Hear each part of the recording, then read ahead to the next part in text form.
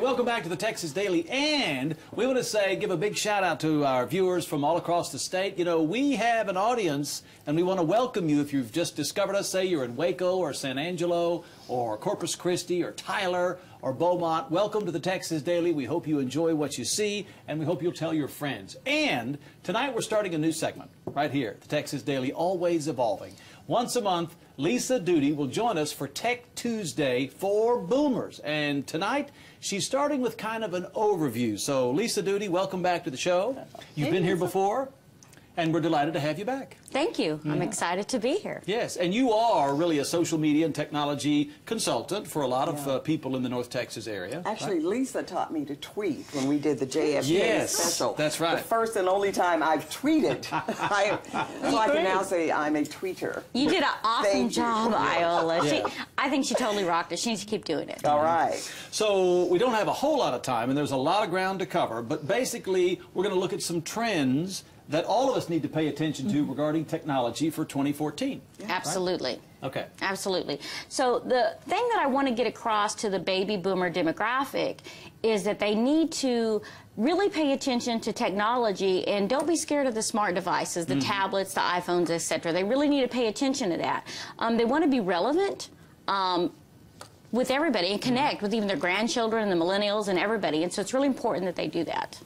One of the biggest things that I've been doing some research on is companies are starting to develop apps for smart devices to help with medical, from a balancing app to help people to judge when they're walking so they don't have to visit the doctor, to a hearing aid app, which I think is really cool, that blocks out ambient noises when they're at restaurants. And it remembers the location based on geolocation technology, so when they come again, it adjusts their hearing aids. I think that, to me, that was just totally cool. Oh, yeah. So a lot of devices that can help us stay healthier. Exactly. And apps, too. Absolutely. And there's even pedometers. I mean, people are just getting with the smart technology nowadays to stay healthy. Millennials and the baby boomer demographic both are really into being healthy and what they eat. There's apps to track what you put in your body, calories and everything. So it's a key thing to get an iPad, get the phone. I mean, if you know, there's some people are on budgets. Right. What do you think?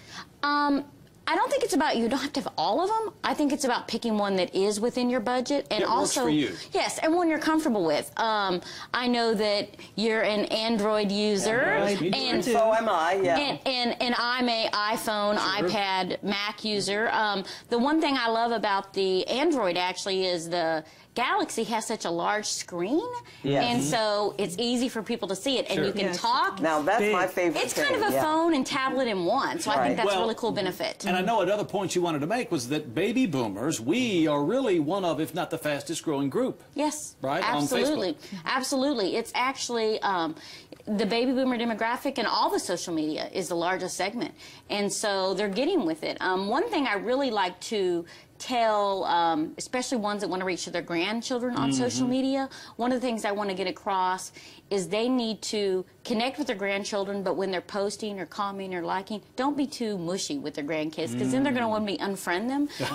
But you want to connect with their grandchildren where they're at, and so if they're on Facebook or on Instagram or whatever platform they're on, connect with them, but don't do it in a way that's too over the top. That's a very good point. My sister has been accused of stalking her grandchildren on Facebook.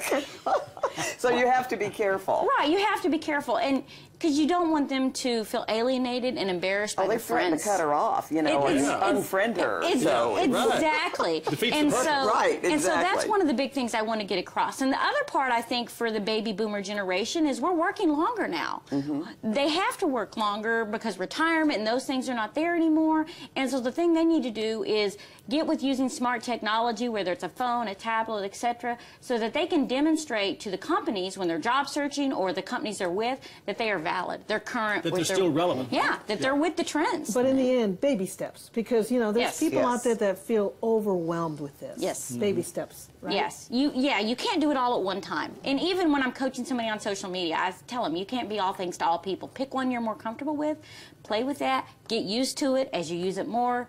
get better at it. Great info. Okay, great advice. Thanks, Lisa. Lisa Duty, and you'll be back again on a Tuesday for Yes. Tuesday, right? First Tuesday in March. Okay, All very right. good. Thank you. Good ideas. And coming up next on the Texas Daily, do you recognize this baby face kid? Huh? You know who that is? Why this day is a big one in history for him and the company he started. We're coming right back. Stay here. Speaking of social media.